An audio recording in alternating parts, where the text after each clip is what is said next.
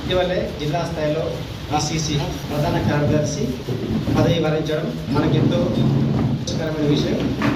అదేవిధంగా press club రావడానికి main ప్రధాన కారణం నర్సన్నని. ఈ రోజు ఇక్కడ ప్రెస్ క్లబ్ నిలబడాలంటే అది నర్సన్నతోనే మనకు ప్రెస్ క్లబ్ నిలబడాలి. దాన్ని మీ దృష్టిలో పెట్టుకొని అన్న ముందు ఉన్నత పదవులు అధిరోహించాలని ప్రెస్ క్లబ్ అధ్యక్షుడిగా పల్లె గ్రామ సర్పంచ్గా అన్నకు నేను శుభాకాంక్షలు. పత్రికా మిత్రులు లేకుంటే నేను ఇక్కడ దాకా వచ్చేవాడిని కాదనేది నేను సందర్భంగా మీ అందరికీ తెలియజేస్తున్నాను.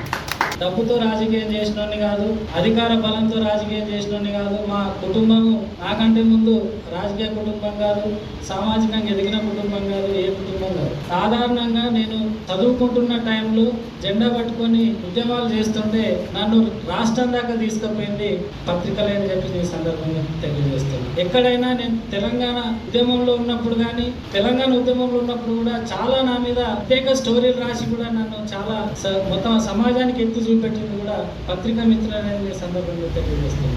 తెలంగాణ ఉద్యమంలో తెలంగాణ యూనివర్సిటీలో ఉన్నప్పుడు కానీ, అంటే ఈ ఆర్మూర్ పట్టణంలో నేను జెండా పట్టుకుంటే నన్ను ఎక్కడి దాకా తీసుకుపోయారంటే ఆ సంఘానికి రాష్ట్ర అధ్యక్షుని కార్యదర్శిని చేసే వరకు నాకు పత్రికా మిత్రులందరూ కూడా అండదండలు ఉన్నారు. మీ ప్రోత్సాహంతోనే నాకు ఎంపీపీ పదవి కూడా భరించిందనేది నేను ఈ సందర్భంగా తెలియజేస్తున్నా.